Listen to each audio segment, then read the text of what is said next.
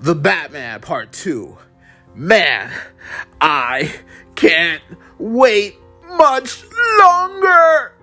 So I'm gonna theorize to keep my mind off of it. And what I'm gonna theorize in this video is about good old Mr. Freeze.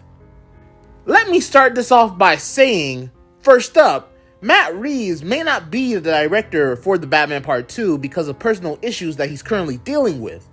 So, we might get another director's take on who could be the villain. I know script writing for the Batman Part 2 has just started, so we might have a great chance at getting a fantastical villain like Mr. Freeze in this super grounded world.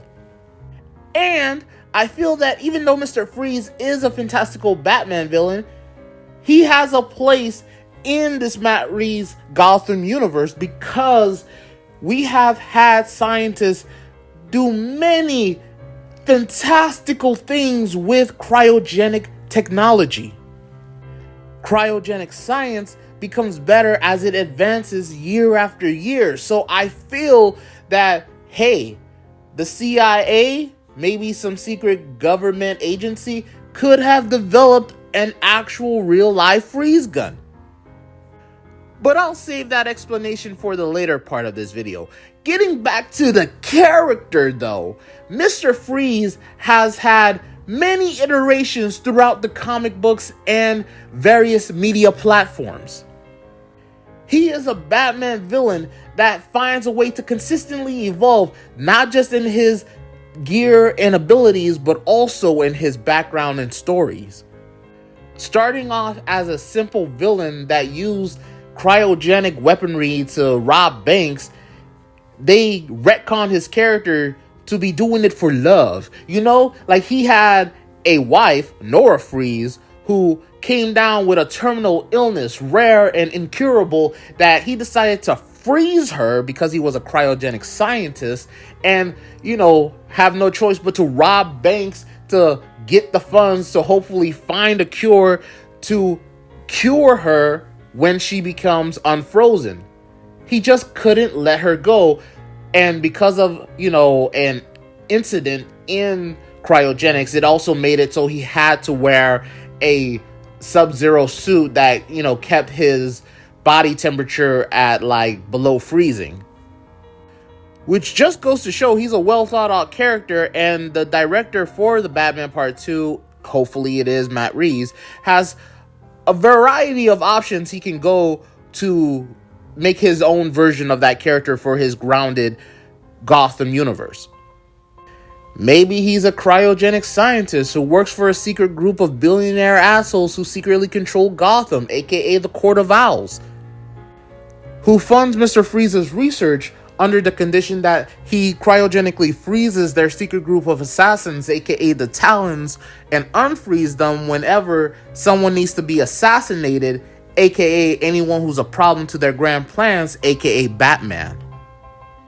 And he could be doing all of this villainy because of his terminally ill wife, and he wants the funds to keep her cryogenically frozen until a cure comes about for her terminal illness, making it a tragic dilemma for Batman to come into terms with in the second movie, having him have to make the choice on whether or not to defeat this villain if it comes at a cost of the life of his wife.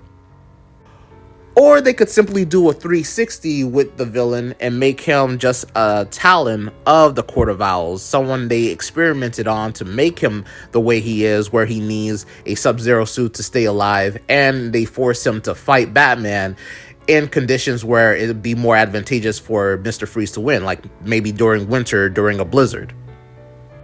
Either way, it would be so cool, pun intended, to see a more grounded, serious take on the Mr. Freeze character.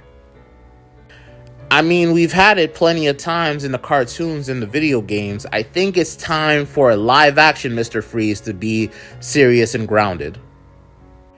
And for those who are asking, typing up a storm in the comment section below how they would do his freeze gun justice in real life and make it grounded, like I said, cryogenic technology is always advancing, and instead of doing liquid nitrogen, they could do something much colder and more powerful, liquid helium, and have Mr. Freeze not just utilize it, but weaponize it, creating a gun that spews the vapors of the liquid helium, freezing anything it comes in contact with.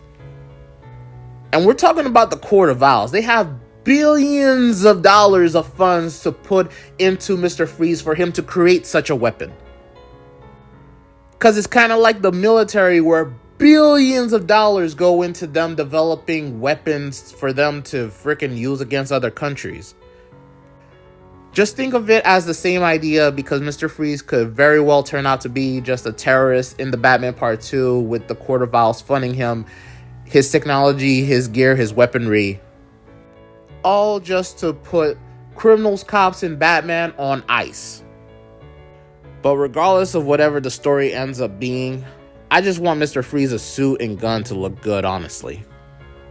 And I just want Matt Reeves to be in a good place to be able to direct it.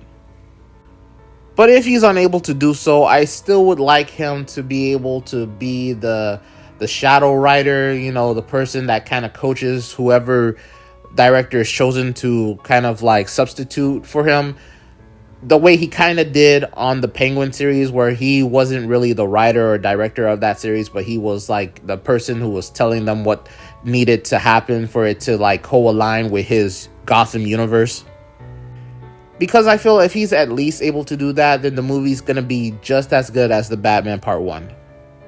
But with all that said, we reached the end of the video. Please comment down your favorite parts below. Like, share, subscribe, and follow on all platforms, King of Theories. And ring that notification bell so you know first when a video like this drops. Stay great, Kingdom.